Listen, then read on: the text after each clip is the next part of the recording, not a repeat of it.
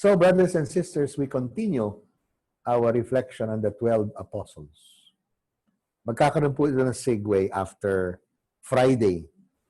We will try to see how the 12 apostles, are they actually the so-called authors of the 12 articles of the Catholic faith?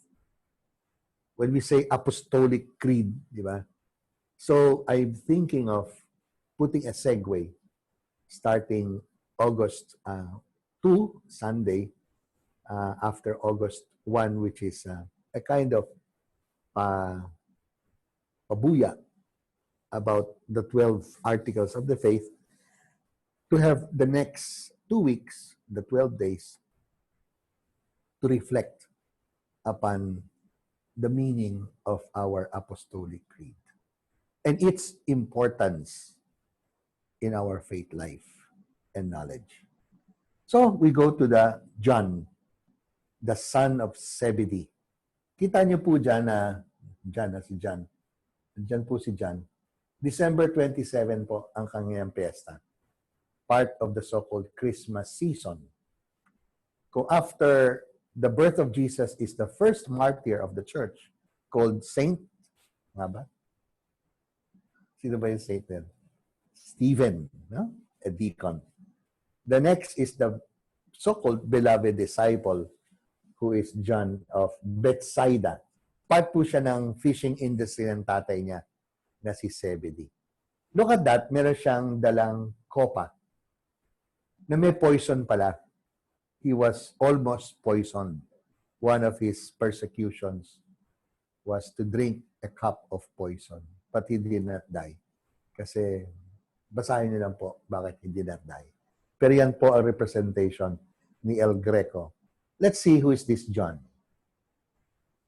If we are going to use the Bible, the scriptures, sabi niya, he is the son of thunder together with James. But purportedly, particularly nga December 27, pinagsama po yung son of thunder, brother of James, son of Zebedee, and the beloved disciple, and the evangelist of the fourth gospel. Is he the person who from that hour he took Mary, the mother of Jesus, to his own home? And that is the tradition, that this John, because of the persecution, will bring Mary, the mother of Jesus, to Ephesus.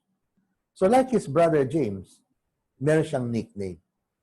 Kung meron tayong Bato de la Rosa or Efren Bata Reyes, di ba? Or siguro Flash Elorde. Di ba? Yung mga bansag na yan, no? Magic Johnson. Naku, tatanda na po, ano? Hindi ko na alam ngayon kung sino. O siguro, probinsyano, si Cardo Dalisay. Well, yun ang bansag.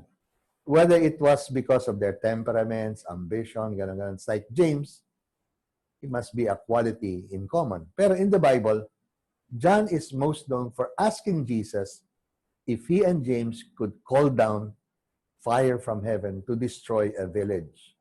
As we said yesterday of James, no? Same text, 9:54 of Luke, asking Jesus if he and James can sit on either side of this throne in heaven. That is now in Mark chapter 10. But he's also known of taking care of the mother of Jesus. Behold your mother. Or running faster than Peter to know whether it is true what Mary of Magdala said, they have taken away the body of the Lord, and to enter into that empty tomb, and concludes, this disciple saw and believed. And of course, Galatians chapter 2 talk about him as a pillar of the church. Sa next slide po, makikita natin what are the books he wrote. So, siya po ang pinakamarami siguro na naging writing sa Bible after St. Paul's letters, no? Siya po, 5 books of the New Testament are attributed to him. Ano yun? The Gospel of John, the three letters of John, first, second, and third, and then the book of the Apocalypse, the Revelation. Therefore, tradition holds that he wrote all five.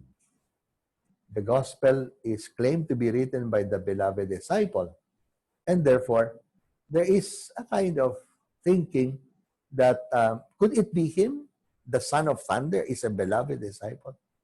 Although many Christians, early Christians, said that the letters are claimed to be belonging to someone else. At least in the letter it says, I am the elder. Siya po ang presbyter, ang administrator of a particular community. No? So, the elder's name is John. Whether it is the same John of the 12, it's a big discussion po. Similarly, the book of Revelation claims to be written by a man named John who was sent because of a persecution to the island of Patmos. Bakit? Ito daw, itong ating apostle na John, they tried to kill him by putting him in a cauldron of oil, cooking oil, as in, siya po yung magiging crispy pata. No? Inside boiling oil. But it did not kill him. So he was sent as an exile in the island of Patmos. And it is there in that island of Patmos that in the book of Revelation, this apostle had these divine apparitions and divinizations that told him what could be the future of all mankind. So they assume that the John of Patmos, the elder of the community, is the beloved disciple, John, the son of Zebedee, brother of James. Okay. So how did he die? Ito po. Yan, nakita nyo. Boiling cauldron. A huge cauldron of boiling oil was prepared in the Latin gate that is of Jerusalem. And the sentence ordered that the preacher of Christ be plunged into this bath.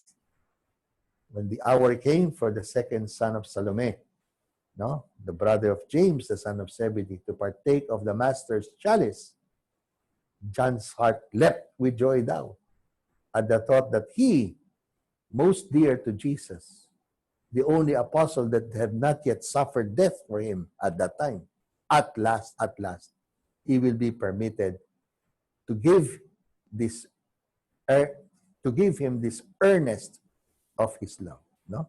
The earnest desire of his love. Lahat po kasi ng mga apostles, gusto nilang mamatay as a martyr. Sa kanila, yun ang signature po, to die a martyr. Bakit? Eh, they are the follower of Christ eh. So gusto nila, talagang pati sa kabatayan, kalakbay nila at kasama nila si Yesu Cristo. Yun lang, after cruelly scourging him, and the executioner seizing him to throw him into the cauldron, but ayun, he did not even have a scalding. Huh? He rather instead became more youthful. Ano yung nangyari sa oil? Naging strength po sa kanya, di ba? Athletes, they put oil on their body to become strong and supple. Yun po ang nangyari. Lalo pang bumata daw si John. And thus, the pretor's cruelty is foiled. And John, the supposedly martyr in his desire, was not to be. The only one of the 12 to have died of old age.